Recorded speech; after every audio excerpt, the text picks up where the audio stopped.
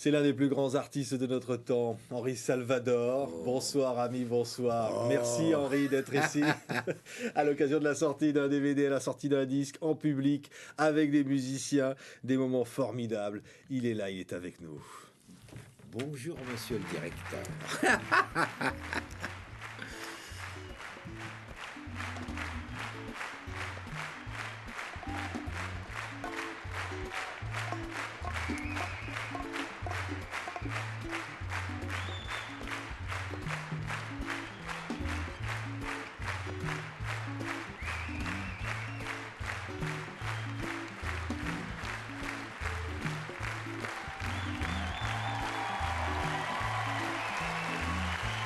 Bonsoir amis, bonsoir, je largue les amarres. Si je suis parmi vous, ce n'est que le hasard. J'avais mal fait le point, mal tenu la barre. Je reprends mon chemin. Bonsoir amis, bonsoir. Bonsoir amis, bonsoir. La route buissonnière vient de me ramener à mon point de départ. J'ai voulu louvoyer, les vents m'étaient contraires, je me suis enlisé. Bonsoir amis, bonsoir. Bonsoir Henri. Ça a envoyé beaucoup d'émotions, c'était la fin du spectacle. Oui, c'est vrai, j'étais assez ému là. Ouais. Pourquoi? C'est de dire aux parce gens... que j'étais tellement ravi de cette soirée, ça s'était très bien passé. Et puis c'est un beau cadeau que m'a fait mon producteur quand il m'a offert 50 musiciens. Je lui ai dit mais pourquoi? Il me dit mais tu le mérites, allons. Et c'est lui qui a voulu mettre ces 50 musiciens et j'étais ravi. Enfin, c'était du grand musical. Ça va être encore les 11 et 12 février prochains au Palais des Congrès. Oui, oui. Hein, c'est-à-dire que là, il y a le rêve du crooner, le rêve du séducteur. Ça a été toujours, toute ma vie, j'ai rêvé d'être crooner et maintenant j'y suis arrivé, enfin. Ouais. C'est vrai parce que moi, évidemment, j'ai fait beaucoup le rigolo. Mais enfin, c'est une satisfaction quand même. Ouais. J'ai toujours mes deux idoles, moi c'était Nat King Cole et Sinatra, et je voulais m'en approcher le plus possible parce que je savais que j'avais les techniques, mais ce n'était pas le moment en France encore. Ouais. Alors là, il y a cette reconnaissance extraordinaire. On entendra tout à l'heure des témoignages parce que dans la salle il y avait le tout Paris. C'est un plaisir, Henri, de voir comme ça tous ces grands artistes qui sont là et qui viennent vous dire qu'est-ce qu'on vous aime, Henri. Ah oui, ça c'était très émouvant, ça c'est vrai. C'est tous des copains en plus, hein. Mais enfin, pouvoir les réunir comme ça en une soirée, c'est très difficile parce qu'ils travaillent tous. Hein. Ouais. Le crooner est l'homme de la belle musique, du jazz. Hein, on pense à Duke Ellington, on pense tout ça. On va vous entendre un extrait avec Mademoiselle. Oui. Ça swing comme ça. Vous aimez avoir l'orchestre derrière comme ça comme il y avait dans les grands Big Bang. Ça, c'est merveilleux. D'ailleurs, ma carrière s'est passée toujours avec des grands orchestres. J'ai commencé avec Reventura où il y avait 25 à 30 musiciens. Et là, là j'en ai 50. Alors là, c'est le super pied. Et devant, parce qu'avec Reventura, vous étiez où? Vous étiez derrière? J'étais derrière avec tout l'orchestre. Oui. Ouais. Mais enfin, il me faisait faire des sketchs. Enfin. Et j'ai appris mon métier avec. Ouais, c'est surtout avec Paul Misraki, qui était un merveilleux compositeur et qui m'a appris beaucoup de choses pour la composition, quoi. Ouais. Le premier amour de la musique, c'est venu du jazz. C'est venu du jazz, oui, parce que c'était un cousin à moi qui m'avait amené 2 disques. Il m'a dit, écoute ça, je crois que ça va te plaire. Et quand je l'ai entendu, alors je suis retourné à mon père, j'ai dit, tu vois, papa, c'est ça que je veux faire. Et lui, il a fait une gueule terrible. Qu'est-ce qu'il faisait, votre père? C'était en Guyane, c'est ça? Non, c'était à Paris déjà. Ah oui, déjà. Parce que lui, il avait été percepteur des contributions, lui. Et il voulait qu'on soit ou avocat ou médecin, parce que toutes les familles aux Antilles veulent que leur fils soit ou avocat ou médecin. Ce qui fait que maintenant, là-bas, il n'y a que des avocats et des médecins. Mais vous arrivez avec la bonne humeur, Henri, à nous guérir de beaucoup de choses. Hein. Un extrait donc de ce magnifique spectacle, c'est Mademoiselle, Henri Salvador. Mademoiselle, tout cela n'est qu'un jeu. Je vous aime, n'y voyez que du feu. Le plus beau jour est celui d'aujourd'hui. Tous les toujours ne riment qu'avec ennui. Un petit coup de tape dans les mains. Pa, pa, ça donne un petit découvert. Hey.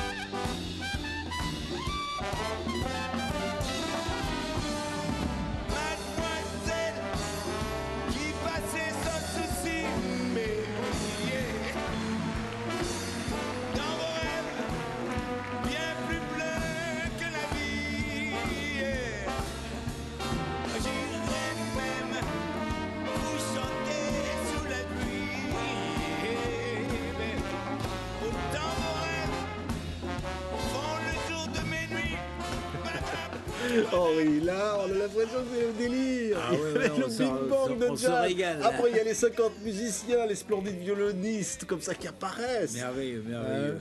Ah, c'est une soirée extraordinaire. Je suis content d'ailleurs de le refaire encore. Parce que c'est mon producteur qui m'a dit, écoute, il faut le refaire encore une fois parce qu'il y a des gens qui ne l'ont pas vu, ce spectacle. Alors il faut qu'ils viennent le voir. Alors, les 11 et 12 février, voilà, ça c'est donc le DVD. Ça, c'est là, le disque. Oui, là, et là, ça, il y a c'est mon l'image. premier Oui, DVD alors, de ma vie. Hein. avant, pas de DVD. Non, j'avais jamais fait ça de ma vie. Je suis ravi parce que le spectacle en vaut le coup. Parce que vous avez vu les lumières, le type Ouais, des c'est lumières, bien. il est merveilleux. Hein. Ouais. C'est le plaisir à la fois de l'improvisation, comme ça, du feeling. On sent que c'est quoi? Ouais. C'est le rythme, la musique, c'est les mots, c'est quoi? Bah, ça, Henri c'est la vie même des musiciens. Hein. Ça, c'est le summum pour un musicien de pouvoir avoir un orchestre pareil et de pouvoir s'envoler, quoi, pour ainsi dire. Je disais les mots qui swing. Parce que vous avez appris la musique en écoutant comme ça Duke Ellington des accords en les reproduisant, je Oui, crois. oui, Hein. oui. Donc J'ai appris, oui, sur les disques de Duke Ellington, j'ai appris ces accords à la guitare.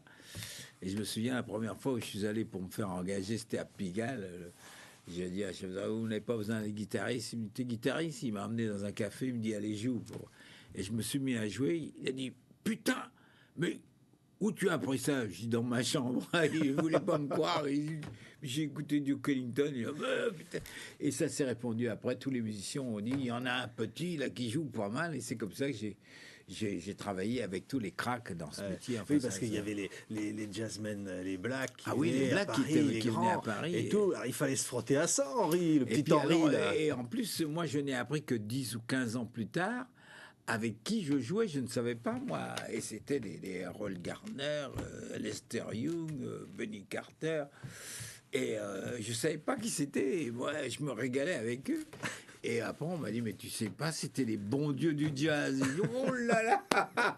Et alors, le premier enregistrement, Henri, comment ça s'est passé? La première fois, il dit, ça y est, j'ai mon disque. Ah, bah ça, c'est longtemps après, c'était en 47.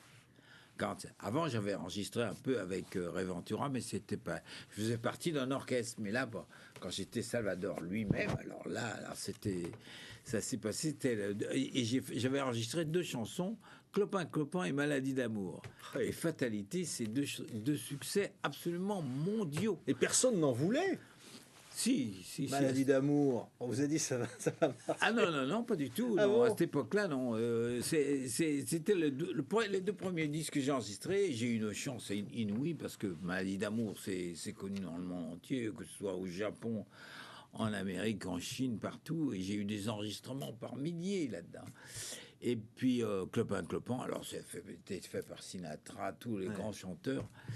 Et puis alors après, ça m'a lancé vraiment. Et c'est comme ça que j'ai commencé à composer moi-même. Ouais, on va voir qui sont ceux que vous admiriez, Henri. Et puis Bah écoutez oui. ceux qui vous admirent maintenant. Ils sont allés vous voir au Palais des Congrès. Regardez, Ouais. ils parlent de vous. Simple preuve, c'est que ce mec se drogue, hein. Je crois qu'il n'y a pas d'autre explication. Ce mec est complètement shooté à la DHEA et plein d'autres trucs qu'on ne doit pas connaître parce que c'est pas normal. Toujours jeune, voilà, c'est ce qu'il faut dire. Je trouve que Henri Salvador, il remet tout à l'essentiel, quoi. C'est une façon très élégante et très rigolote de faire les choses. Il y a peu de gens qui font ça quand même. Il a surtout une image d'un homme qui se prend pas au sérieux. Et la preuve en est, il sait tout faire, il sait jouer de 50 instruments. En plus, il y a une technique. Et puis il y a surtout l'amour du texte, quoi, qui est quand même super agréable et super chic.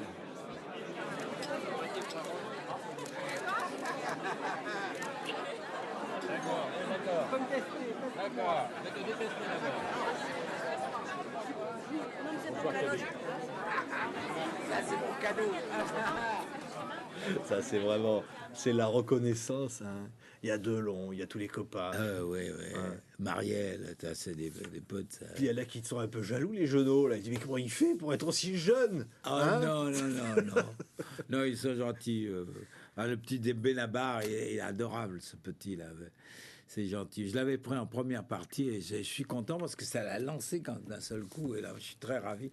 Parce qu'en plus, il a quelque chose à dire, lui. C'est bien, ça. Ouais. Dans toute cette merveilleuse carrière, Henri, il y a des chansons encore plus marquantes que les autres. Je pense par exemple à Syracuse. Oui. Hein, c'est Bernard Dimet, comme ça. Bernard Et alors, Dimet, oui. les chansons ont une histoire avant de devenir des chansons immortelles. Mais toutes les chansons ont une histoire. Et c'est formidable. Parce que l'histoire de Syracuse, elle est comique, pour ainsi dire. Parce que il est venu à la maison, il était complètement saoul. Et il s'est mis.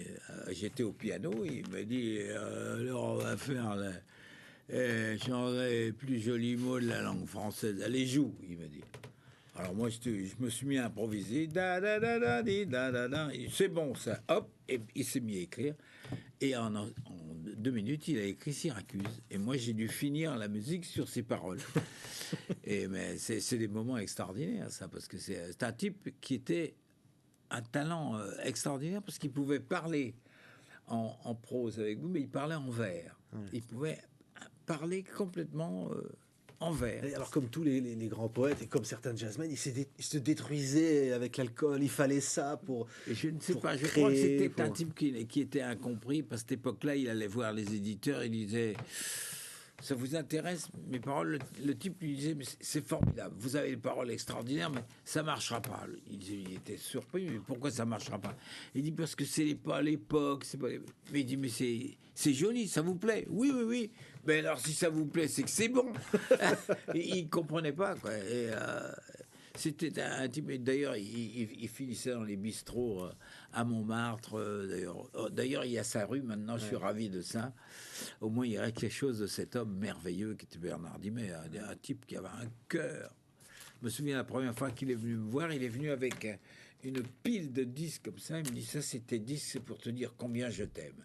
C'était merveilleux, quoi. C'était un type merveilleux, ça. Et il reste 7 chansons. Grâce aussi à Henri Syracuse. Oui, Boris Vian aussi, qui était un merveilleux monsieur. Syracuse. J'aimerais t'en voir, Syracuse, l'île de Pâques et Kérouan, et les grands oiseaux qui s'amusent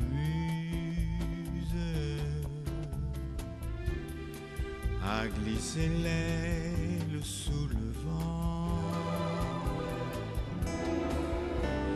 voir les jardins de Babylone et le palais du grand lama, rêver des amants de Vérone au sommet du Fujiyama. Et ça, évidemment, immortel texte. Moi, c'est la chanson que j'aime. C'est ce style, moi, j'adore. C'est des belles mélodies avec de beaux textes. Ça, c'est la vraie chanson française. C'est la chanson qui fait rêver, parce que quand on pense à Henri Salvador, on pense d'abord aussi au musical. Hein, et c'est un beau mot, le musical. Ah ouais, Ça a mais été, c'est la chanson éternelle, ça. Ouais. C'est bon. C'est une chanson, on l'entend une fois et on peut l'entendre des milliers de fois. Il y a toujours ce renouveau de chaleur vu par la musique et par les paroles. Et c'est ce que je préfère. Ouais. Quand je parlais du musical, je disais il y a Maurice Chevalier. Quels sont Ah, ceux Chevalier, qui vous ont c'était influencé, mon Henri, Dieu. au départ? Ça, c'était le dieu des dieux du musical. Mais c'était un vrai travailleur. Moi, je suis pas un travailleur, comme je suis un peu fainéant, moi. Ma manière de travailler, moi, c'est le contact avec le public. Et alors, j'improvise, et ce qui est bon, je le garde. Tandis que lui, il le travaillait chez lui. Il trouvait d'abord, avant, et après, il faisait sur scène exactement ce qu'il avait travaillé. Mais c'était un des plus grands professionnels. D'ailleurs, il l'a fait voir au monde entier. Hein. Les Américains, ils ont vu ce que c'était que le métier avec ce monsieur. C'est-à-dire chapeau, quoi. Comme on dit, C'est mon idole, ça. Ouais. C'est être sur scène comme ça et faire tout oublier aux gens, les emmener ailleurs. Hein. Oui, ça, nous sommes des propageurs de rêves, quoi, pour ainsi dire, les artistes. Et c'est là que je dis il faut faire attention et on ne peut pas chanter n'importe quoi parce que les gens, ce ne sont pas des imbéciles. S'il vient vous voir, c'est parce qu'il veut des sensations. Et pour avoir des sensations, on peut pas dire de bêtises. Il y a une chanson de Guy Béard sur l'album, Oui. ça s'appelle Vous.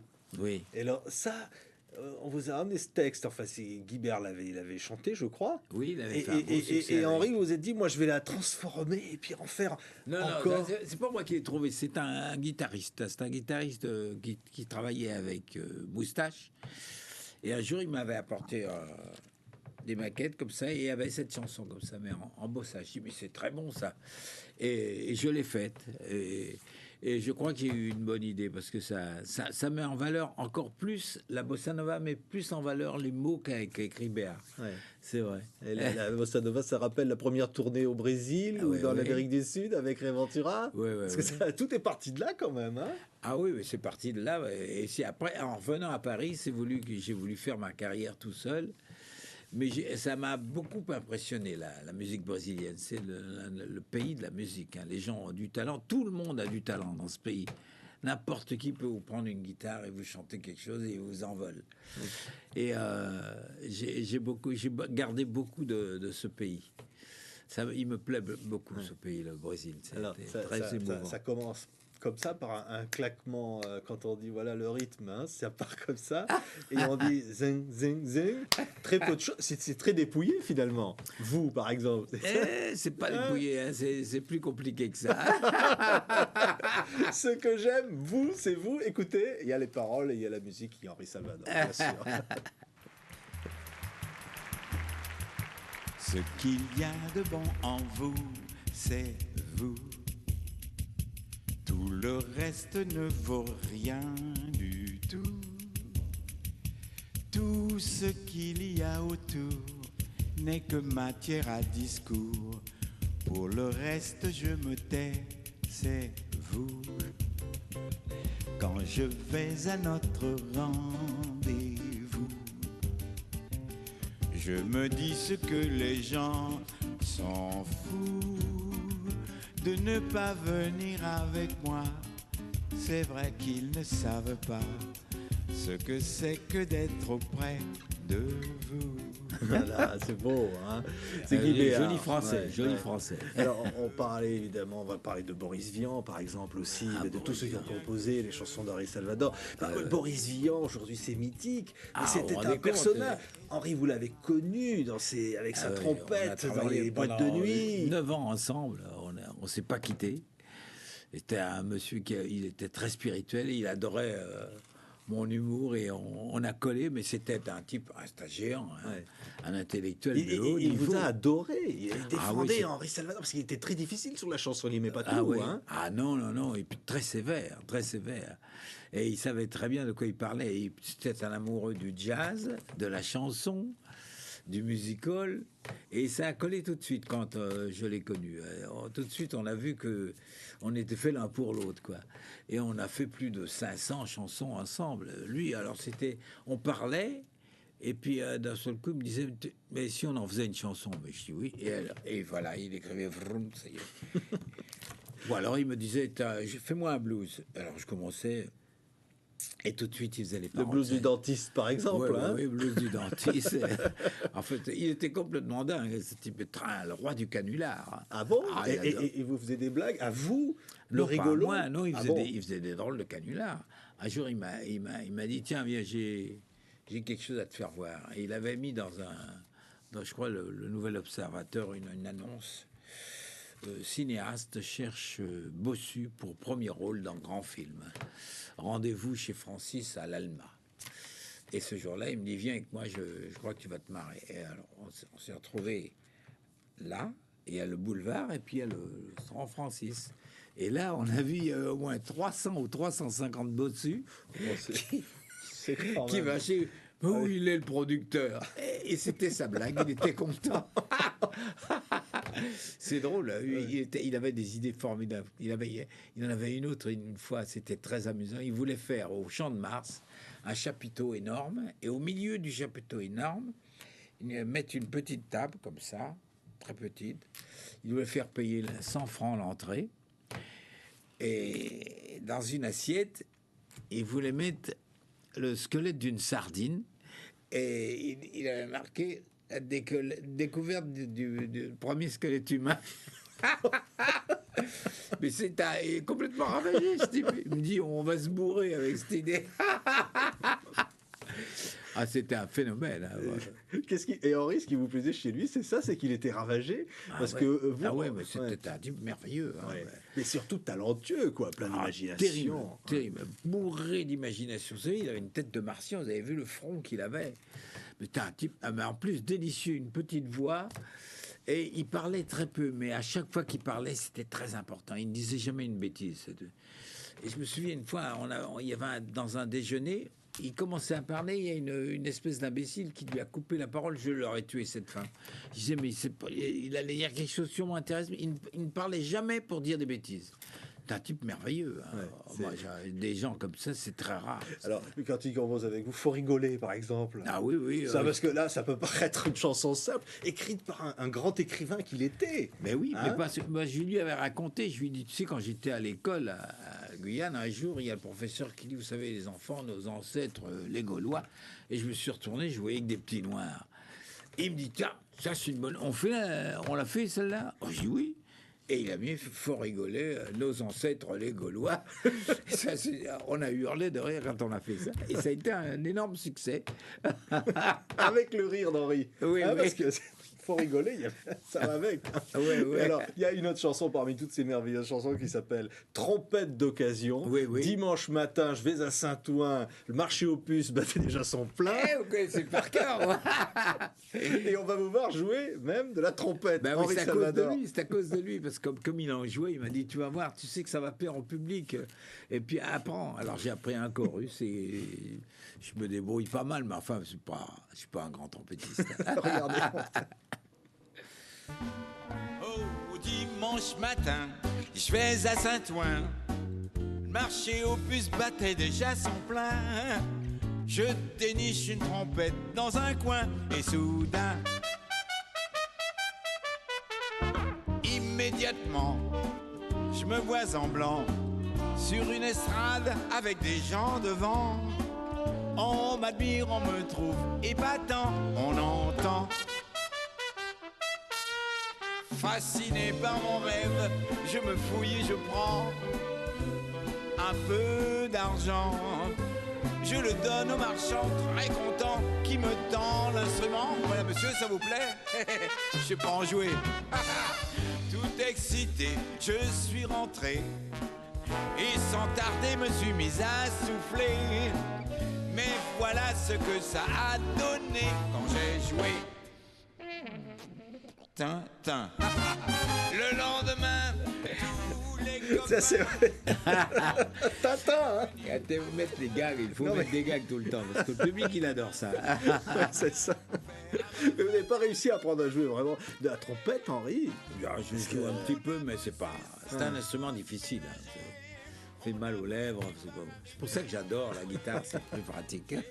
Alors, dans la merveilleuse aventure d'Henri Salvador, il y a tout comme ça. Il y a ce qui fait que vous êtes tant aimé du public, Henri, parce que il y a l'humour, il y a la joie de vivre, il y a le bonheur, comme ça. Il y a comme un rayon de soleil derrière toutes ces chansons, de vous voir sur scène, heureux. Ben, je savais, je vais vous dire, je le disais l'autre jour à une journaliste, les gens ne font pas le compte. On a beaucoup plus de jours heureux que de jours malheureux dans une vie. Et les gens, ils s'attardent sur les petits coups durs. C'est ça qui me révolte. Vous comprenez, un type, il se cogne le pied, il en parle toute la journée. Mais je dis, mais enfin quoi, ça y est, tu t'es cogné le pied, ça fait rien. Ouais. Mais regarde ce qui se passe, c'est beau, il fait beau, on bouffe, on rigole. Il voit pas la vie passer. Une partie de pétanque, ça peut être un bonheur extraordinaire. Tout est merveilleux, mais il faut savoir avoir le temps de revoir ce qu'on voit. Mais les gens, non, ils s'attardent sur leur petit malheur de rien, quoi. Il a payé les impôts, mais il faut bien les payer, on est foutus, il faut payer. Mais Henri, il y a eu des moments difficiles dans cette vie. Je veux évidemment penser à Jacqueline, penser à l'amour, à ceux que l'on perd, aux êtres chers. Ça, c'est des choses. Pas s'attarder. Écoutez, il faut justement, moi, je suis un type, moi, j'attends les coups durs tous les jours. Et j'attends le coup. Quand il arrive, je dis ça y est, maintenant je peux vivre. Parce qu'il est arrivé, ça y est, c'est fini. Mais si on s'attarde en disant, oh, tu sais pas ce qui m'arrive. J'ai un copain, moi, qui est à Marseille. Et il a perdu sa femme il y a 2 ans. Il n'en finit pas d'en parler. Je lui dis, bon, bah, écoute, elle est morte, mon vieux. Alors n'en parlons plus. Il faut que tu te fasses une raison elle a disparu maintenant. Tu vis. Il est vivant, le type. Il faut profiter de ce qu'on voit. Non, lui, il s'attarde. Je faisais allusion à Jacqueline, évidemment, votre femme tant aimée, qui a tout fait pour vous. Et elle vous a dit jusqu'au bout, elle vous a dit, Henri, elle avait envie que vous viviez, que vous soyez heureux. Oui, ça, c'était un phénomène. Ma femme, c'était une perle. Mais qu'est-ce que vous voulez, je l'ai perdu. Ce putain de cancer qui me l'a fauché. Il faudrait qu'on trouve une combine pour faire disparaître cette maladie, parce que j'ai tellement de copains qui meurent de cette maladie. Mais il faut se faire, au bout d'un moment, on se fait une raison. Vous voyez, il a fallu qu'elle soit là dans un moment important de ma vie. Et maintenant, c'est à moi à me battre. Là, c'est l'amour. Il y a toujours l'amour dans votre vie, je sais. Il a de beaux regards. Il a toujours une charmante, une tendre, finalement, j'allais dire une chair et tendre. Ben évidemment. C'est important, ça. Ah ben oui, mais heureusement. Vous savez, vous voyez, j'ai perdu une femme extraordinaire, mais j'en ai trouvé une autre extraordinaire. Donc vous voyez, je suis comblé. Moi, je suis un type très heureux. Ne croyez pas. Comme un gosse. Parce que quand on sait aussi tous ces bonheurs que vous nous avez donnés à la télévision, les émissions, le Henri rigolo. Parce que Zorro est arrivé un jour. Bon, finalement, avec son grand lasso. Mais il y a eu des moments formidables comme ça. C'est-à-dire donner de la joie de vivre aux gens. Oui, vous savez, c'est une nature. Moi, je suis comme ça. Je ne peux pas supporter de voir quelqu'un qui est triste. Alors, il faut que j'aille. Je lui dis toujours quelque chose qui le fasse sourire. Je voyais même quand on faisait des émissions, je voyais des machinistes qui avaient l'air un peu. Ah, ça va pas, mon pote. Allez, je lui disais quelque chose. Et c'est un besoin physique pour moi d'enlever les soucis aux gens. Mais de vous tourner en ridicule aussi, de vous déguiser, vous adoriez ça Non, j'aimais pas ça du tout. Je n'aimais pas ça. Je n'aimais pas ça. Mais enfin, il fallait le faire. Mais jouer les imbéciles. Parce que ça, c'est le côté d'artiste, ça. Mais par exemple, c'était, vous savez, quand j'ai fait ce truc qui s'appelait Juanita Banana, je cherchais une fille qui pouvait faire le pendant avec moi. Et puis, on l'a pas trouvé. Et puis, c'était le monsieur qui faisait les costumes qui me dit, mais pourquoi tu te déguises pas en gonzesse? Ah, je dis, ah non. Il me dit, attends, tu vas voir. Et il m'a trouvé un déguisement et j'ai trouvé ça marrant et je l'ai fait. Mais je déteste me déguiser. Mais vous êtes comédien, Henri. Parce que les visages, vous pouvez changer. Et sur scène, il y a un moment, vous faites le sketch, la publicité alcoolique, alcoolique. Mais vous adorez prendre des visages comme ça, vous avez... C'est un métier. Si je vous demande, par exemple, de faire une tête de... non. Mais vous voyez, c'est pour ça que je regrette qu'on n'ait pas fait faire du cinéma sérieusement. Parce que j'aurais fait du bon cinéma, moi. Mais j'ai pas été utilisé, mais c'est pas grave. J'ai le musical qui est avec moi. Ma chair est tendre, donc, Henri Salvador. Ici, ma chair est tendre, les choses n'ont pas changé. Dans le sac et la cendre, j'ai presque tout laissé. Plus rien ne peut surprendre mon cœur envisagé. La vie sans nous attendre l'avait déjà tracé. J'avoue, ma chair est tendre, que sans me renoncer, dans le sac et la cendre, j'ai vu quelques regrets, mais nul ne peut comprendre les hier et le passé. Je ne rêve que de t'entendre, je ne veux que t'embrasser, ma chair est tendre. C'est charmant. Hein. C'est magnifique, hein, c'est Kerenan. Kerenan. Voilà, il y a ces mots, cette douceur. Ah ouais. Inattendue, j'allais presque dire, Henri, Oui, parce oui. qu'après, dans le spectacle, il y a la chanson de Léo Ferré, Avec le temps, tout s'en va. Et l'émotion qui nous submerge. Et surtout, la salle n'est pas facile, hein, 3800 places. Et même jusqu'au fond, les gens, ils ont ressenti ça m'a fait plaisir. Ouais. C'est une grande chanson, ça. Avec le temps. Dire avec le temps, que reste-t-il des amours, de tout, du temps, comme ça, de l'âge. Le chanter, ça fait du bien. Mais au départ, ça m'était très difficile de chanter. J'étais pris d'émotion.